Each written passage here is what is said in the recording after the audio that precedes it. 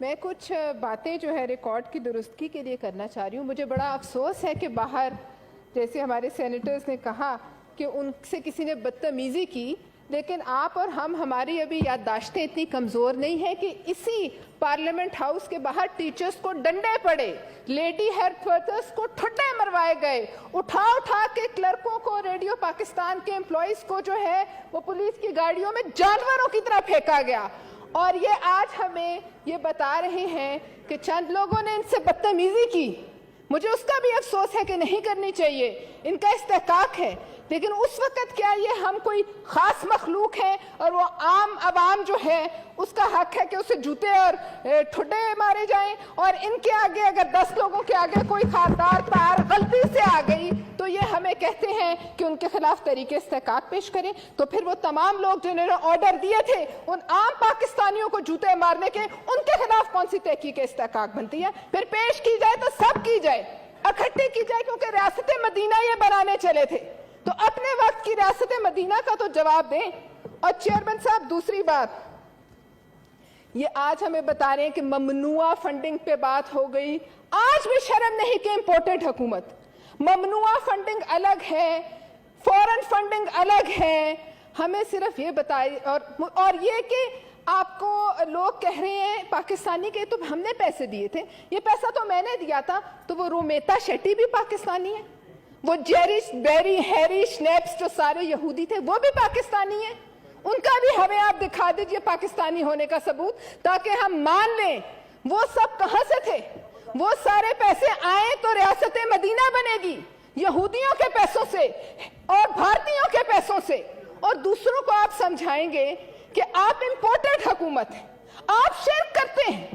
ایک دین الہی شاید میں غلط نہ ہوں تو 1582 میں آیا تھا، جو اکبر بادشاہ نے جو لے کر آیا تھا.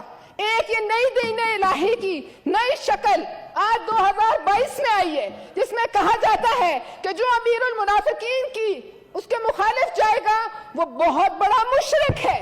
قبر میں جاؤ گے تو یہ بتاؤ گے کہ عمران خان کو ووٹ کیوں نہیں دیا. ہمیں بتایا جائے، بہت ہمارے علماء کرام بیٹھے، ہم سب مسلمان ہیں، ہمیں پتہ ہے شرک کیا ہوتا ہے. آپ ہمیں شرک کی نئی ڈیفینیشن سمجھائیں گے، آپ ہمیں کلمہ پڑھائیں گے لا الہ الا اللہ، وہ بھی آدھا، باقی آدھا کیوں نہیں پڑھتے؟ محمد رسول اللہ یہ کیوں نہیں بولتے؟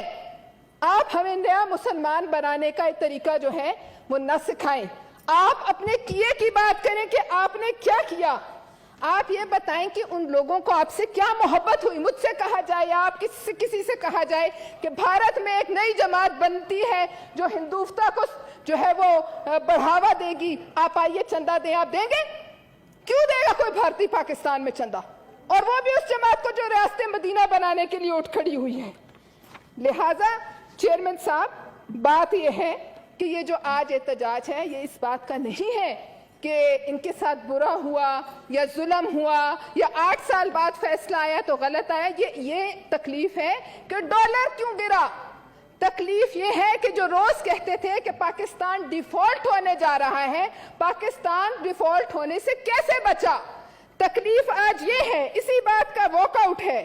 اور اسی بات کے واک آؤٹ کی وجہ سے آج جب کہانیاں سامنے تمہارے آ رہی ہیں، پوری دنیا تمہارا تماشا دیکھ رہی ہے، تو تم ہمیں کہتے ہو آج بھی کہ تم امپورٹڈ ہو.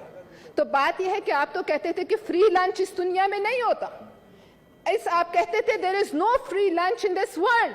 تو یہ جو آپ لیتے رہے پیسے، اس کے بدلے، اس لنچ کے بدلے آپ نے کیا دیا اور کیا وجوہات ہیں کہ سی پیک کا بٹھا آپ کے آتے کے ساتھ ہی بیٹھ گیا.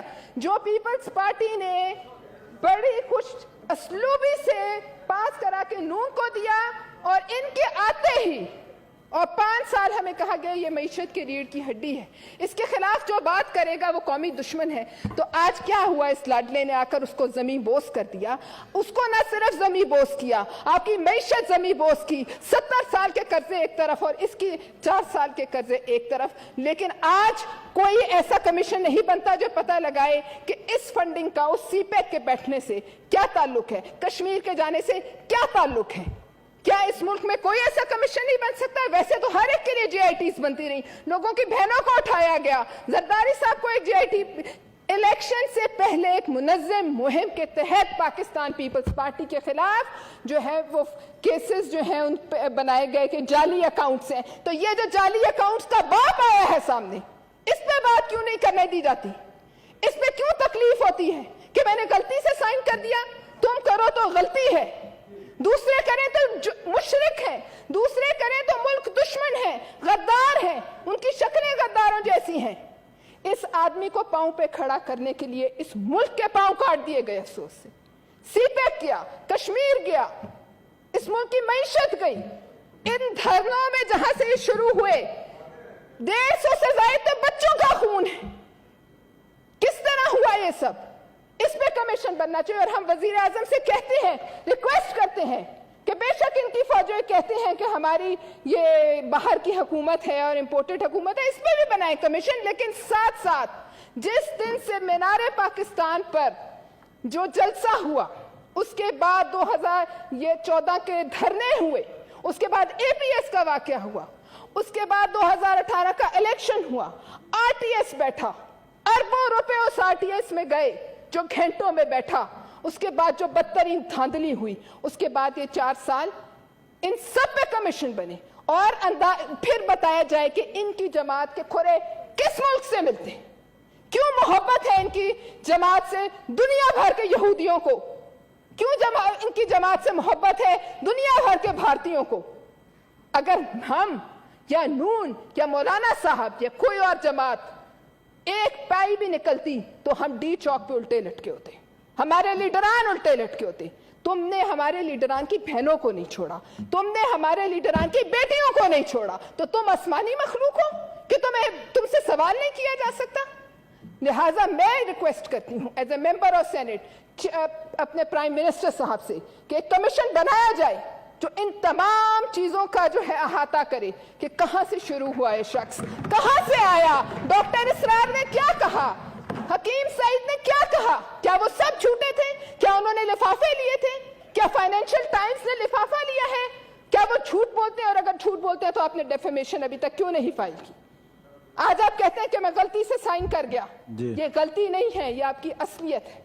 और इस असलियत को कौम के सामने इसलिए आना चाहिए कि आइंदा आने वाले हमारे सियासतदान, आइंदा आने वाले हमारे लॉ मेकर्स, आइंदा आने वाले हमारी जुडिशरी सब ये देख ले। और मैं आखिर में सिर्फ एक बात कहूंगी, मैं आपका बहुत टाइम नहीं लूंगी, कि सल्तनत उस्मानिया में जब काजी और हुक्मरान बैठते थे कुर्सी पे तो सर पे सफेद रंग की पगड़ी थी।